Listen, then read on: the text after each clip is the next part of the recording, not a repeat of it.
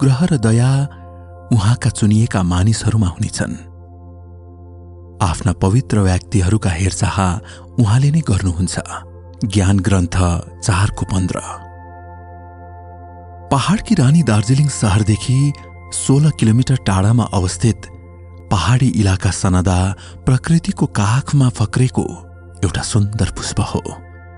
ख्रिस्तीय विश्वासको बीजधारी मूल वृक्ष सन्त तेरेजा पल्ली यसकै मुटुमा अवस्थित छ। डन बस्को संस्थामा समर्पित यो गिर्जा भवन सन् 1963 सालमा स्थापित भएको हो।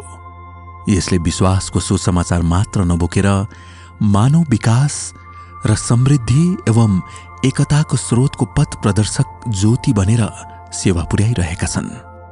60 वर्षको अवधिमा हामीले हेर्यौं भने हाम्रो जुन चाहिँ फादर्स सिस्टर्सहरूले यहाँनिर विश्वास छोड्नु भएको थियो, मुक्तिको सन्देश छोड्नु भएको थियो, आज म यताउता हेर्दाखेरि गाउँघर जाँदाखेरि विश्वासीहरूको घर जाँदाखेरि साँच्चै नै उनीहरूले यीशुको प्रेमको गहिरो प्रेमलाई अनुभव गर्नु भएका छन्। सेन्ट तेरेसा पल्ली अति नै क्षुद्र र सानो भएर पनि धेरै सेवाको काम गर्नुभएको छ। अनि यो सन्त तेरेसा पल्ली क्याथोलिक मात्र सेवा दिनुभएको छैन, तर नन क्याथोलिक र नन क्रिस्चियनहरूलाई पनि धेरै सहयोग पुर्याउनु भएको छ। लाप्चे भाषामा सनदा भालु बस्ने ठाउँ अपभ्रंश भएर सोनदाको क्याथोलिक मण्डलीको विस्तार कथा चाखलाग्दो छ। कारण यीशु ख्रिस्टकै योजनामा यी इतिहासका हरफहरू लेखिन गएका छन्। भालु पाइने ठाउँ सनदामा यीशु ख्रिस्टको प्रेमको सुसमाचार कार्यान्वित भएको ठाउँ बन्न ईश्वरले अग्निको प्रयोग गर्नुभयो। सन् 1936 सालको good Friday done Bosco Salesian संस्थाका फादरहरूको सिलोङको माता मरिया निवास भयानक अग्निकाण्डमा खरानी भयो। विनाशकारी अग्निकाण्डमा परेका डन बस्को संस्थाका फादर ब्रदरहरू बेघर हुँदा तिनीहरू यीशु समाजी एसजे फादरहरूको उदारतामा खरसाङमा अवस्थित टुङको होलिडे भिला यानी वुडकटमा शरण लिए।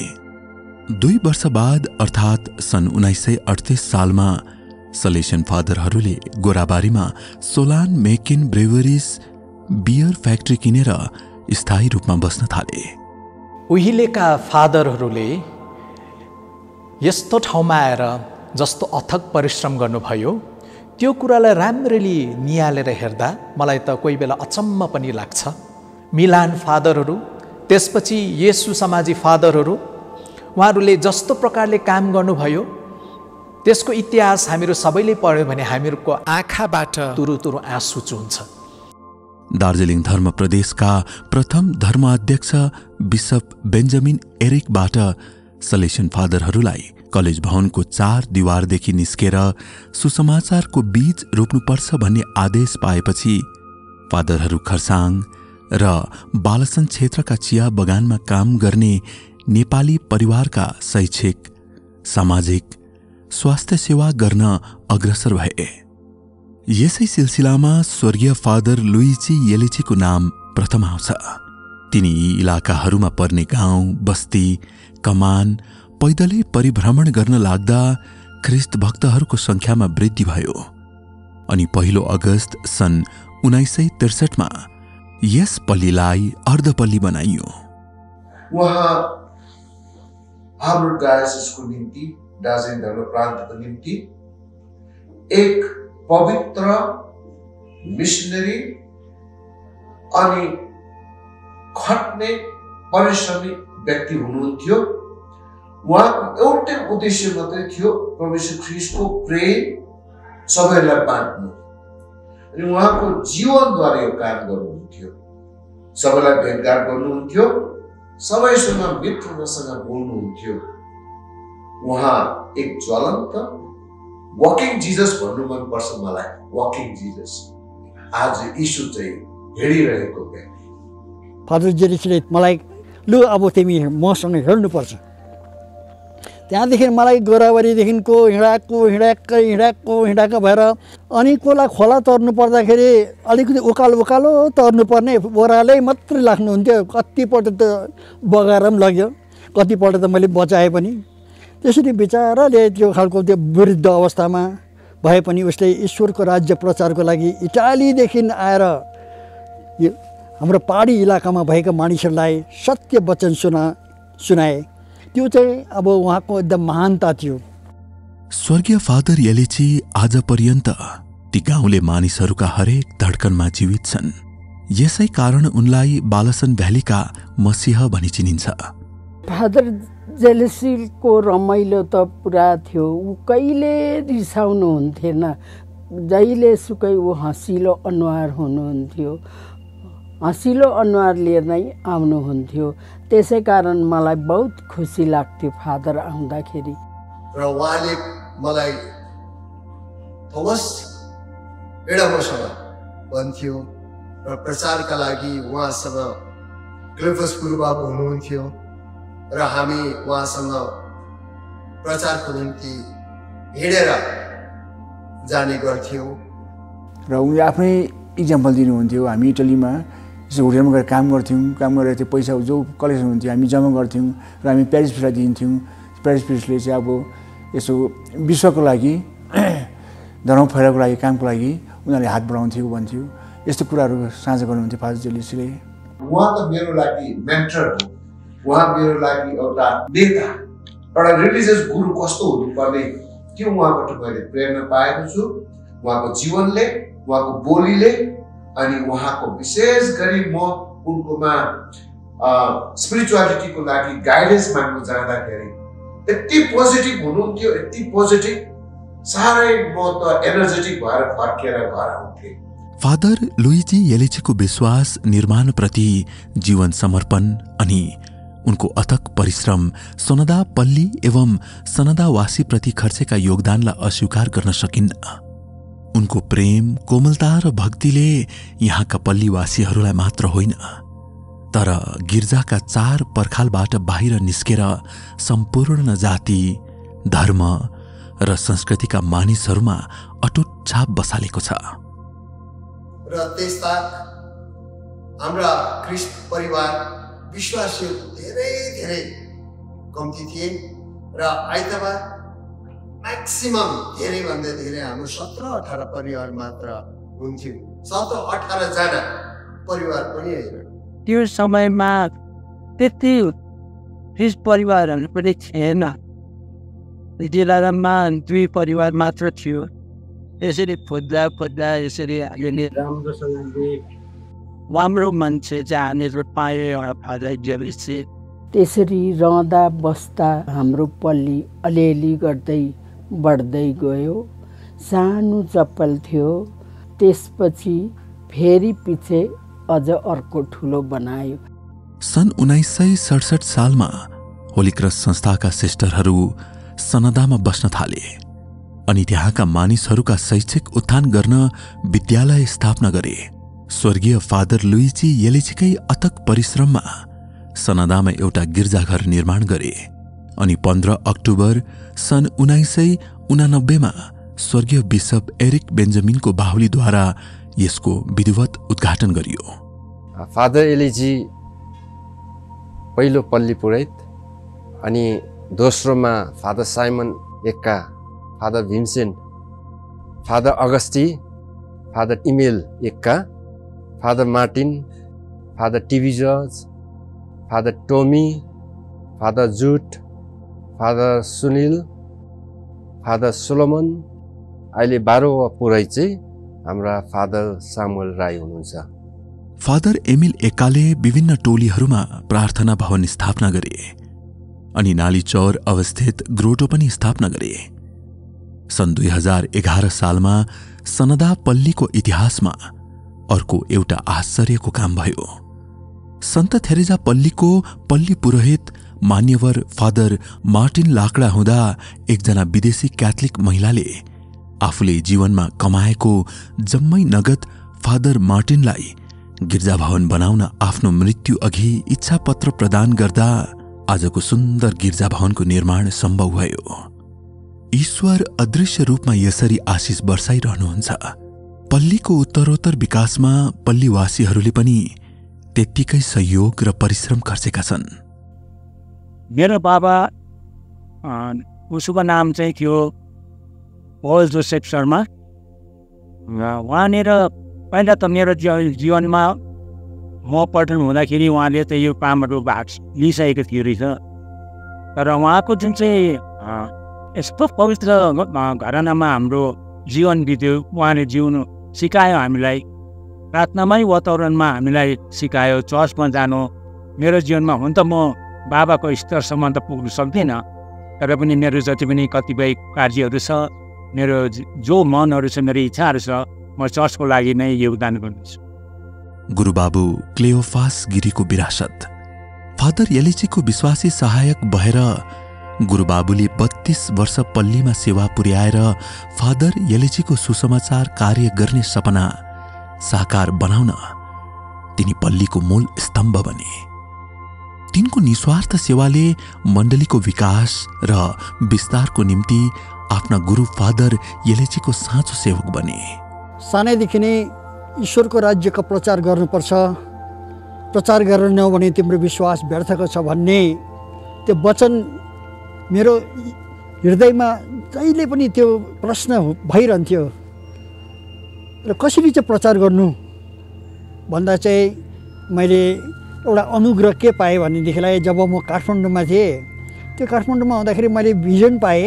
त्यो 8 वर्षको उमेरमा पवित्र हृदयको नक्सालाई मैले के भने मलाई बचाउनुहोस्, म तपाईँको निम्ति काम गर्छु भनेर त्यो प्रतिज्ञा मैले गरेको थिएँ। तर त्यो चाहिँ कहिले भयो, जब काठमाडौँको एउटा सानो चर्चमा जब प्रार्थना गर्न थालेँ, त्यहाँ मैले के पाएँ, त्यो आवाज आए, तपाईँको निम्ति काम गर्छु। त्यहाँदेखि मैले त्यत्रो व्यवसाय सब छोडेर म सोनादामा आएँ। मलाई लाग्छ मेरो जीवनमा यो गुरुबाबुको भूमिका चाहिँ एउटा चुनिएको व्यक्तिहरू हो जस्तो लाग्छ। आज एउटा पल्लीमा चर्चमा गुरुबाबु हुनु एकदमै आवश्यक छ भन्ने मैले अनुभव गरेको छु। प्रभुको नाम लिएर मण्डलीको लागि काम गर्दाखेरि मण्डलीको वृद्धि पनि हुँदो रहेछ भन्ने मैले यो 25 वर्षको अवधिमा चाहिँ अनुभव गर्दै मैले काम गरिरहेको छु। सन्त थेरेजा पल्ली सनदाको हिरक जयन्ती समारोह मनाउँदा पल्ली सन्त संरक्षिका यीशुकी सानी पुष्प सन्त थेरेजाको मध्यस्थता लिँदै पल्लीलाई अनि पल्लीवासीहरूको उत्तरोत्तर विकासको कामना गर्दछौं। वर्तमान पल्ली पुरोहित फादर स्यामुएल राई, सहपल्ली पुरोहित फादर प्रीतमको अगुवाईमा सन्त थेरेजा पल्ली सनदाले यहाँका मानिसहरूको सेवा गर्न अलिकति कमी गरेका छैनन्। अझ जोश र उमङ्ग लिएर बाल, वृद्ध, वनिता, सबै धर्म, सबै जात र संस्कृतिका मानिसहरूका आर्थिक, सामाजिक, शैक्षिक र आध्यात्मिक सेवा गर्न लागि परेका छन्। एउटा पल्ली पुरोहितको कर्तव्य चाहिँ के हो भन्दाखेरि पहिलो स्थानमा आउँछ हाम्रो आत्मा बचाउनुको लागि। मेरो बुलोहाट आज दिएको छ एउटा पुरोहितको बुलोहाट हो। यो 1 वर्ष 3 महिनाको पल्ली पुरोहितको अवधिमा मैले यो अनुभव गरेँ कि मलाई परमेश्वरले नै चुन्नु भएको, कसैको प्रार्थनाद्वारा मलाई आज उहाँको मिसनलाई अघि बढाउनका निम्ति यहाँ बोलाउनु भएको छ। सन्त थेरेजा पल्लीले गत 60 वर्षदेखि आज पर्यन्त मानिसहरूका आस्थामा ज्योति भएर विराजमान छ। हामीले 60औं हिरक महोत्सव मनाइरहँदा यो वृत्तचित्रले सन्त थेरेजा पल्लीको स्थायी विरासतलाई जीवित साक्षी दिन्छ।